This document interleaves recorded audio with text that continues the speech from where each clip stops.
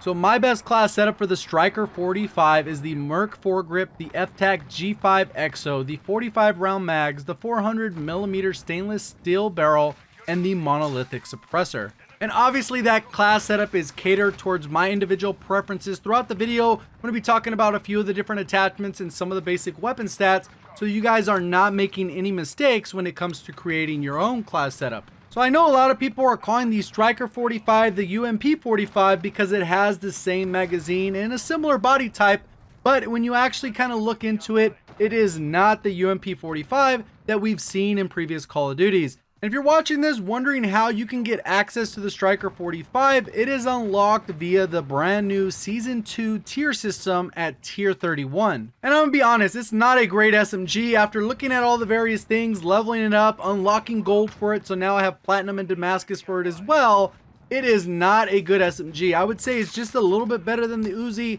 but not by much. And it's for that reason that I wouldn't recommend anyone actually spending money on the COD points to gain those tiers. I would just level them up organically because it is not a great weapon, so there's no rush to try and get it first. So one thing to be aware of when it comes to the barrels is that the 300mm barrel is actually broken. It says it'll boost your range and bullet velocity, but it actually does the opposite and still gives you the con. So even if it is the only attachment you can equip, I would not recommend equipping that 300mm barrel. That's at least until it gets fixed. I managed to post that on Twitter and the devs responded with a good catch, a fix is submitted. So I'm not sure exactly when they're going to fix this. It might be a hot fix on Friday. It might be a week from now. It might be a month from now. So I would stay on the lookout within the patch notes if that's an attachment you are thinking of running. So with that barrel removed from the equation, it kind of makes it a little bit easier decision on which barrel is the best one. You could obviously go with the barrel that will make it a little bit faster aim down sight time, but you're not going to get the huge benefit that you get from that 400mm barrel. So the norm with most SMGs is they have three different types of damage: the base damage, the torso, and the head. For the Striker 45, if we're just focusing on the base damage, that's anywhere except for the head and the torso.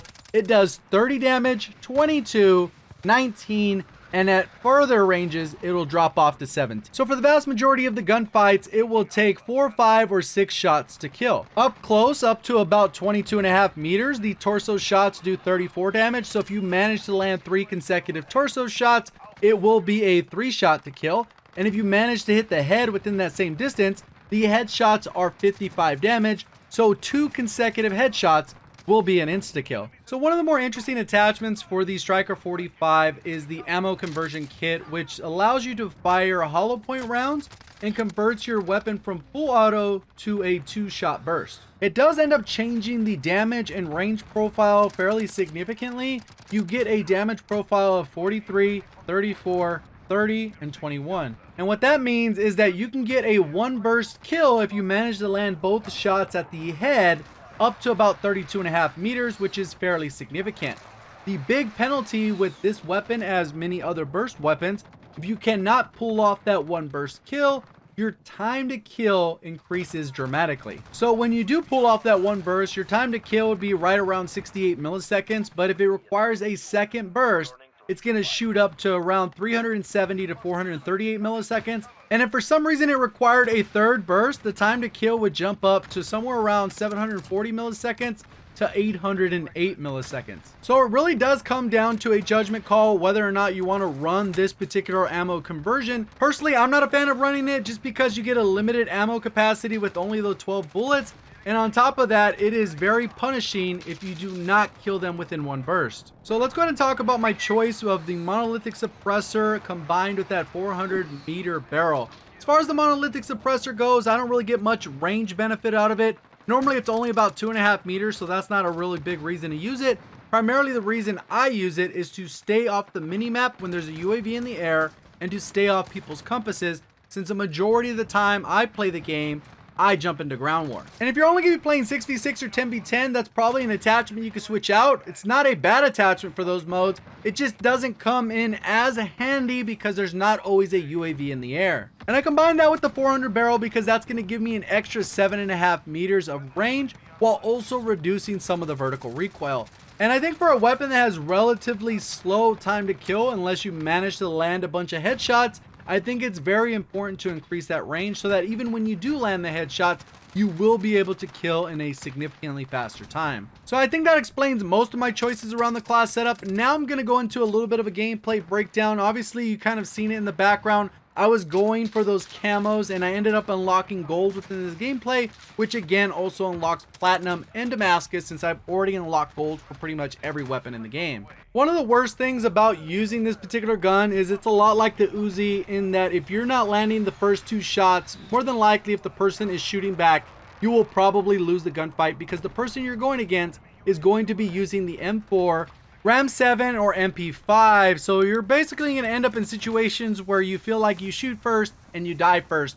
So if you actually run into that scenario, don't be surprised. There's no class setup that's going to save you from that because within this game, there's no high caliber that's going to do increased damage. High caliber is already built into every single weapon, and there is no opportunity to increase the rate of fire through rapid fire that we've seen in previous Call of Duties. And that's actually kind of odd to me because more often than not, when they introduce a DLC weapon, it's usually pretty balanced or it's overpowered. It's not usually falling in that category where it kind of sucks, which this one definitely falls in the category where it kind of sucks. I don't think I would ever touch this weapon again unless it got a buff in some way. But even with that being said, I think it is still usable if you kind of want to challenge yourself because like I said, you are going to lose a ton of gunfights that you should have probably won if you were using another weapon. So in case you guys haven't seen this map yet, this is actually one of the brand new DLC maps that they added specifically to Ground War. And I've only played it about 3 or 4 times now, and I think it's actually an overall good map. It doesn't have as much verticality as we've seen in some of the other maps. Maybe they learned from some of their mistakes. But one of the cool things that I've seen from it so far is that it offers a variety for multiple different play styles as well as weapons. I've been obviously running around with an SMG through the entire match, and I've still been able to be pretty effective. Obviously, I got to choose my sight lines effectively. I got to get a little bit closer so I can get the maximum damage out of my weapon. And I think that plane debris area allows for that. The biggest problem I would have with this particular map is that within the spawn area where the headquarters are, there's literally a building with a roof where people can sit back and literally contribute nothing to the match, the mode, or their team other than just camping back, sniping, and pretty much just ruining the overall experience of how the mode should be played. And I've done a few different videos on Ground War, and it seems like a lot of you guys are liking those particular videos because you do have the opportunity to run around and experiment with different loadouts versus within the 6v6 and the 10v10, there is a lot more skill-based matchmaking to an extent. This was actually a horrible spawn. The guy literally spawns right behind me. But besides that, the thing that I really like about Ground War is I play the same Ground War that pretty much everyone else does. There's probably some underlying level of skill-based matchmaking, but not to the extent we're seeing in the 6v6 and the 10v10. And the reason why I make that point is a lot of times I'm going to do tip videos on how to improve, how to play, how to navigate the map. But if your opponents are completely different than my opponents because you're either at a higher skill-based matchmaking tier or a lower skill-based matchmaking tier, sometimes makes it a little bit ineffective to get tips for those modes for that individual reason. And to a certain extent, we're playing a completely different game. Obviously, people on the lower end of the ELO or the skill-based matchmaking, they have lobbies where people are actually moving around, running around, and they actually use a variety of weapons besides the M4, MP5, Ram 7, or the 725. Then it's basically the opposite when you look at a higher skill-based matchmaking lobby. People tend to camp more.